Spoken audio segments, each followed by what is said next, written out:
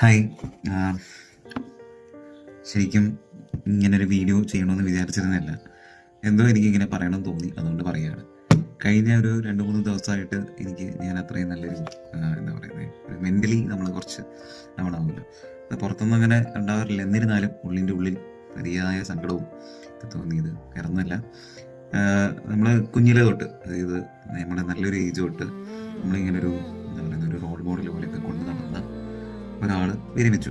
അതായത് Cristiano Ronaldo വിരമിച്ചു. അപ്പം ഭയങ്കര സങ്കടം തോന്നി. അന്നത്തെ ദിവസം തന്നെ രാവിലെ ഒരു സംഭവം ഉണ്ടായി. അതായത് സഞ്ജു വി സാംസൺ ടീമിൽ നിന്ന് പുറത്താക്കി. ഇത് കേൾക്കുമ്പോൾ മേ ബി ഇത് ഞാൻ പറയുമ്പോൾ കുറച്ച് പേർക്കൊക്കെ ഇതൊരു തമാശയായിട്ടുള്ളൊരു കാര്യമായിരിക്കാം.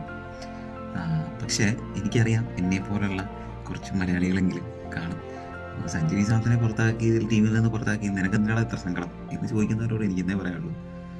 അത് എന്താ പറയുന്നത്, നമുക്ക് നമ്മളുടെ കൂട്ടത്തിലുള്ള നമ്മുടെ ഒരു ചേട്ടനോ നമ്മുടെ നാട്ടിലുള്ള ഏതൊരു ചേട്ടനല്ലേ, അല്ലെങ്കിൽ അടുത്തുള്ള ഒരു ചേട്ടന് എന്താ പറയുക, ഇന്ത്യൻ ടീമിലൊക്കെ സെലക്ഷൻ കിട്ടി, നമുക്കൊന്നും പറ്റാത്ത ഒരു സ്ഥലത്ത് പുള്ളി എത്തുമ്പോൾ നമുക്കൊരു സന്തോഷം ഉണ്ടാവുമല്ലോ.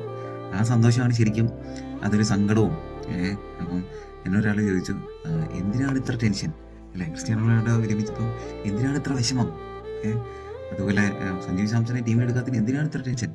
എനിക്കറിയാമല്ല അതെന്താ ചെയ്യാൻ എനിക്കറിയത്തില്ല.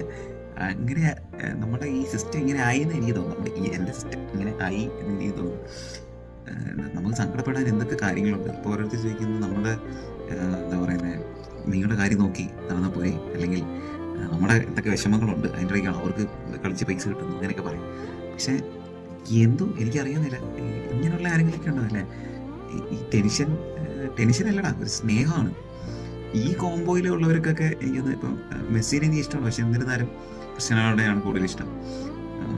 അപ്പോൾ സഞ്ജു സാംസൺ ക്രിസ്ത്യാനോ റൊണാൾഡോ കോംബോയിലുള്ളവർക്കൊക്കെ കുറച്ച് ദിവസത്തേക്ക് ഭയങ്കര സങ്കടമായിരിക്കും. എനിവേ, എന്താ ചെയ്യുക, ഇങ്ങനെയാണ്.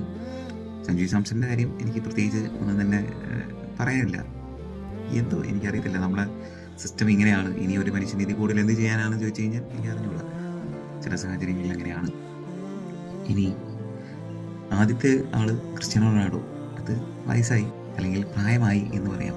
വയസ്സായി എന്നൊന്നും ഞാൻ പറയുന്നില്ല, ഈ പ്രായത്തിൽ പുള്ളി ഇങ്ങനെ കളിക്കുന്നു എന്നുള്ളതാണ് വളരെ ഇമ്പോർട്ടൻ്റ് ആയിട്ടുള്ള സംഗതി. അത് ഒരുപാട് സങ്കടം എനിക്കുണ്ടായി ശരിക്കും. എന്താ പറയുന്നത്, അക്സെപ്റ്റ് റിയാലിറ്റി എന്നുള്ളതാണ്. ഞാൻ അക്സെപ്റ്റ് ചെയ്തു, പുള്ളി ഇനി കളിക്കില്ല. പക്ഷേ എനിക്കൊരു കാര്യം ഉറപ്പാണ്, നമ്മുടെ ലൈഫിൽ എപ്പോഴെങ്കിലുമൊക്കെ പുള്ളിയുടെ ഒരു ലൈഫ് എന്നെ ഒരുപാട് എന്താ പറയുക മോട്ടിവേറ്റ് ചെയ്തിട്ടുണ്ട്. ഡൗൺ ആയിട്ട് നിൽക്കുമ്പോഴൊക്കെ മോട്ടിവേറ്റ് ചെയ്തിട്ടുണ്ട്. അത് എല്ലാവർക്കും മനസ്സിലാവില്ല. എന്നിരുന്നാലും ഭാവിയിലുള്ള ഇനി വരാൻ പോകുന്ന തലമുറയ്ക്ക് നമ്മൾ പറഞ്ഞു കൊടുക്കാൻ പറ്റുന്ന ഒരാളാണെങ്കിൽ ഇങ്ങനെ ഒരാളുണ്ടായിരുന്നു എന്നുള്ളത്.